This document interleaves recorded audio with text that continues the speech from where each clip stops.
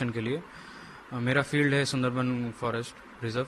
तो मैं वहाँ से जब लौट रहा था, हम 3:20 के अराउंड वहाँ से ट्रेन छूटा कोरोमंडल एक्सप्रेस। मैं कोरोमंडल एक्सप्रेस के बिल्कुल जो पीछे जो कोच है, मैं वहाँ पे था, इसलिए हमें ज़्यादा कुछ फेस नहीं करना पड़ा।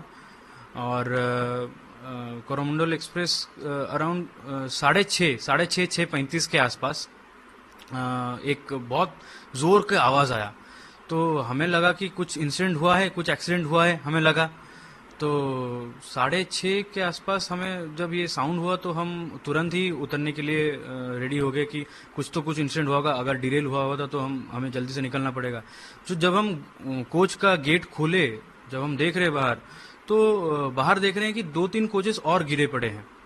ये जो कोचेस थी, यहाँ से लगभग 250 से 300 लोग वहाँ पे थे, और वो सब निकल के हमें मदद के लिए बोल रहे थे। हमें ये नहीं पता चला कि ये जो कोचेस है, ये हमारे ट्रेन की कोचेस है या फिर किसी और ट्रेन की कोचेस है। तो हम करीबन 10-15 लोग थे जिनका कुछ हुआ नहीं था। हमारा जो कोच था वो सबसे सही था, कोई डैमेज नहीं हुआ था उसमें। तो जब उस कोच के लोग आके मदद के लिए मांग रहे थे, तब हमें पता चला कि वो सारे कोचेस थे यशवंतपुर एक्सप्रेस के लिए, जो हावड़ा जा रही थी। तो तब पता चला कि अच्छा, नहीं, हमारी ट्रेन का कुछ नहीं हुआ है, दूसरे ट्रेन का कुछ हुआ है।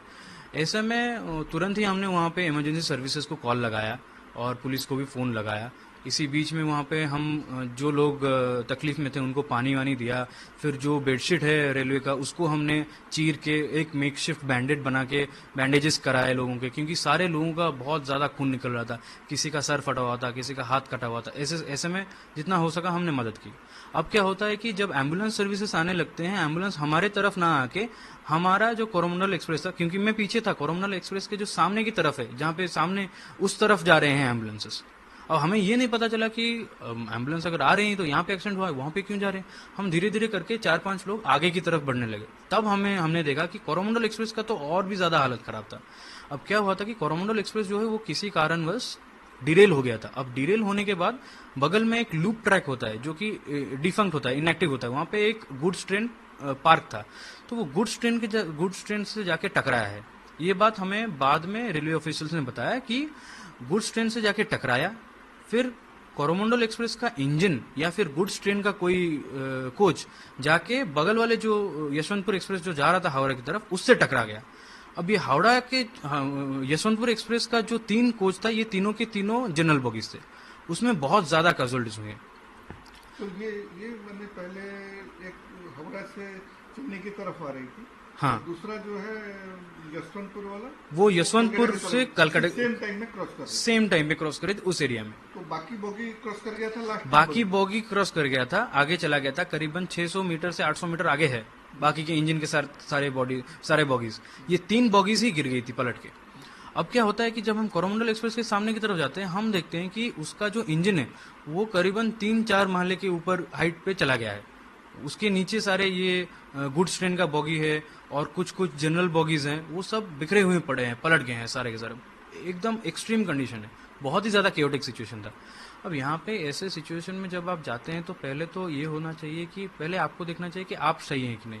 हम करीबन 15-20 लोग थे जो कि काफी सही थे, क्योंकि हमारे बॉगी को कुछ हुआ नहीं था।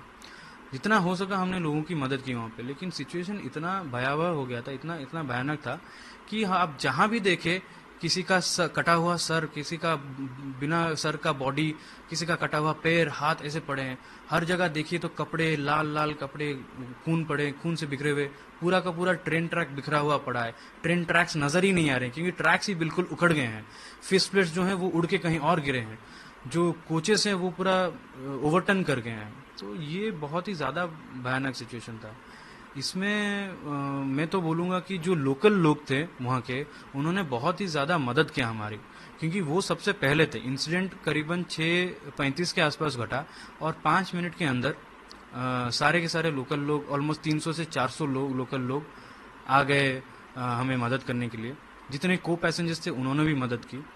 ऑथोरिटीज़ को आते आते करीबन 45 मिनट से 1 घंटा लग गया, लेकिन ऑथोरिटीज़ हालांकि थोड़ा लेट आई, लेकिन आते ही उन्होंने बहुत जल्दी से काम करना शुरू कर दिया और सबके